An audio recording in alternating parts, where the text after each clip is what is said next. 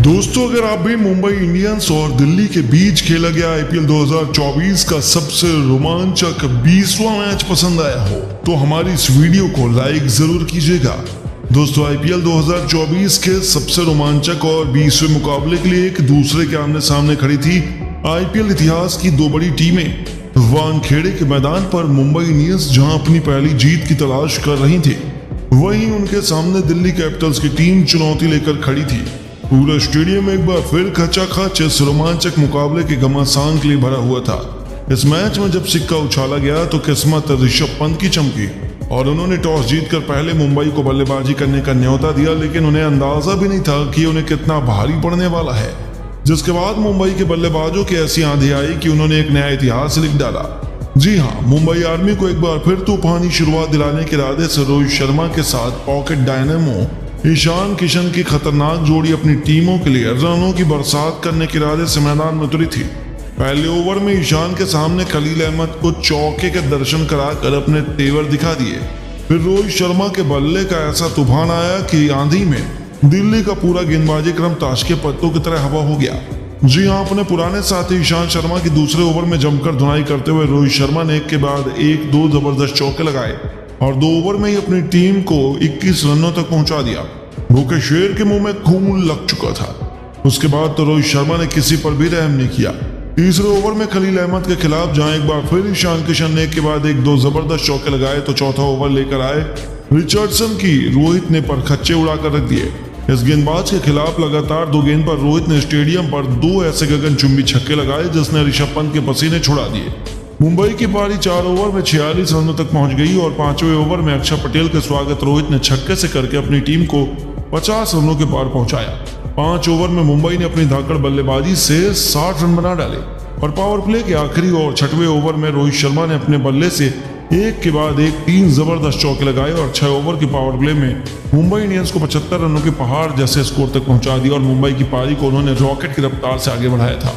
इसी के साथ रोहित अपने अर्धशतक के बेहद करीब थे, लेकिन दोस्तों तभी 7वां ओवर लेकर आए अक्षर पटेल ने अपनी आखिरी गेंद पर खतरनाक दिख रहे रोहित शर्मा को क्लीन बोल्ड कर पूरे वानखेड़े में मातम का माहौल ला दिया।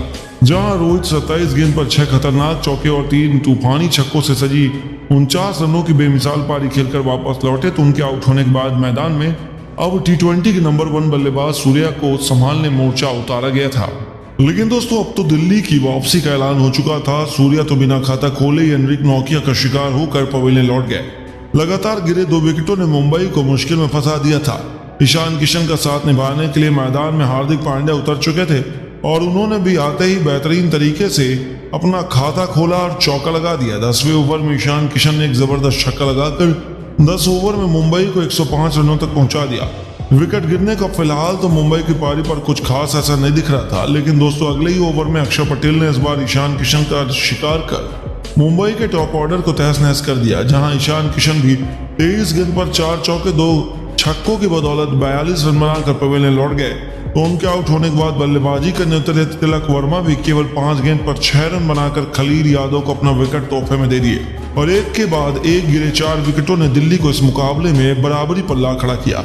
मुंबई की टीम मुश्किल में नजर आ रही थी। 13 ओवर में मुंबई ने 123 रन बनाए थे और उनके टॉप 4 बल्लेबाज पवेलियन लौट चुके थे। मैदान पर हार्दिक पांड्या के साथ टीम डेविड उनका खूब निभा रहे थे। इन दोनों के कंधों पर मुंबई को एक बड़े स्कोर तक पहुंचाने की जिम्मेदारी थी और उन्होंने इसे बखूबी निभाया भी। 16 ओवर में उन्होंने मुंबई को 150 से रनों तक पहुंचा दिया।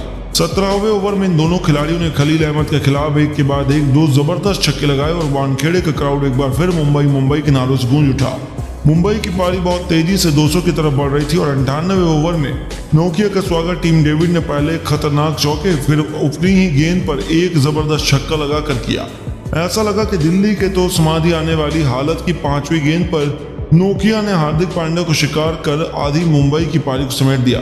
जहां हार्दिक पांड्या 33 गेंद पर 3 चौके 1 छक्के की बदौलत 39 रन बनाकर वापस लौट गए तो मैदान पर बल्लेबाजी करने रोमारियो सेफर्ट को बेला गया। उन्होंने आते ही बेहतरीन चौके से अपना खाता खोला और दूसरी तरफ डेविड खतरनाक बल्लेबाजी कर रहे थे। ईशान के 19वें ओवर की आखिरी 2 गेंद पर डेविड ने पहले एक छक्का फिर एक जबरदस्त चौका लगाया और 19 ओवर में मुंबई को 202 रनों तक आखिरकार पहुंचा दिया। आखिरी ओवर में रोमारियो सेपर्ड ने गर्दा ही उड़ा दिया। एनीथिंग नोकिया का कैरियर ही तबाह करने पर इस बल्लेबाज ने जहां पहली गेंद पर बल्लेबाजी का स्वागत किया, तो अगली 3 गेंद पर मैदान के तीनों कोनों पर 3 जबरदस्त छक्के लगाकर उन्होंने दिल्ली की हालत खराब कर दी।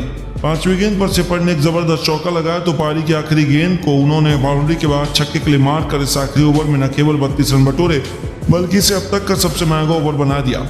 मुंबई को 20 ओवर में 234 रनों तक पहुंचा दिया, जहां टीम डेविड ने अंत तक नाबाद रहते हुए 21 गेंद पर 2 चौके 2-4 छक्कों की बदौलत 45 रन बनाए। शेफर्ड ने केवल 10 गेंद पर 3 चौके और 4 तूफानी छक्कों की बदौलत 40 रन ठोक दिए और दिल्ली के लिए माउंट एवरेस्ट को चढ़ना बिल्कुल भी आसान नहीं था। उनकी तरफ से अपनी टीम की खतरनाक शुरुआत दिलाने के इरादे से लोकल बॉय पृथ्वी शॉ के साथ डेविड वार्नर की जोड़ी मैदान में उतरी। पहले ओवर में कुएज्जो को छक्के के लिए मारकर पृथ्वी शॉ ने अपनी टीम को जबरदस्त शुरुआत भी दिलानी चाहिए। बावजूद इसके पहले ओवर में इस गेंदबाज ने जबरदस्त वापसी की, केवल 7 रन बनाने दिए, तो दूसरे ओवर में गेंदबाजी करने के लिए जसप्रीत बुमराह को भेज दिया गया और उनकी आग उगलती हुई गेंदबाजों के सामने दोनों बल्लेबाजों को सिंगल लेने के लिए तरसना पड़ गया। पृथ्वी शॉ ने एक चौका जरूर लगाया, लेकिन उसके अलावा बुमराह ने उनको कुछ भी नहीं करने दिया और 2 ओवर में दिल्ली की टीम मुश्किल से केवल 11 रन बना पाई और अभी से मुंबई की जीत सुनिश्चित नजर आ रही थी। और दोस्तों ऐसा ही हुआ। चौथे ओवर में गेंदबाजी करने आए man with the golden arms Romario shepherd के खिलाफ। भले ही वार्नर ने छक्का लगाया हो, लेकिन इस गेंदबाज ने ईंट के जवाब पत्थर से देते हुए अगली गेंद पर वार्नर को पवेलियन का रास्ता दिखाकर दिल्ली को 440 वोल्ट का झटका दिया। जहां वार्नर केवल 10 रन बना पाए तो उनके आउट होने के बाद मैदान में अभिषेक पोरेल को भेजा गया। दूसरी तरफ पृथ्वी आग उगल रहे थे और इस खतरनाक बल्लेबाज ने एक के बाद एक 2 जबरदस्त चौके लगाए और 5 ओवर में अपनी टीम को 33 रनों तक पहुंचा दिया। पावर प्ले के आखिरी ओवर में इस खिलाड़ी ने रोमारियो सेपर्ड के खिलाफ पहली गेंद पर चौका लगाया। अभिषेक पोरेल ने 5वीं गेंद पर चौका लगाकर 6 ओवर के पावर प्ले में अपनी टीम को 46 रनों तक पहुंचा दिया।